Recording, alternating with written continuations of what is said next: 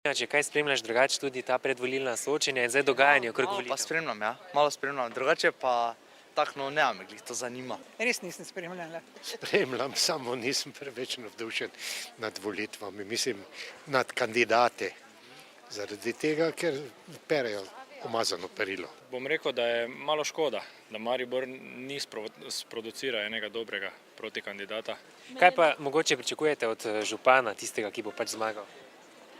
Da bo res tisto, kar je govoril. Ja, pričakujem, da bo predvsem delal transparentno, da bomo lahko vsi meščani videli in da bo znal potegniti nekaj tudi od tega neljubega davka, da bomo imeli, da bo mesto lahko boljše živelo zaradi tega, ne da bo to samo minus. Več za delavce, nek za tute gospodare, pa manj davka. Kaj pa mogoče pogrešate še v Mariboru, kaj bi še mogoče spremenili?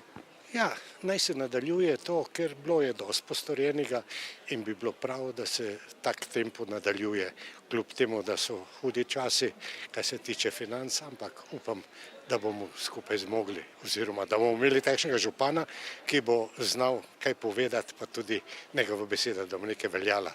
Mariboru se marsikaj pogreša. Samo obljubljajo.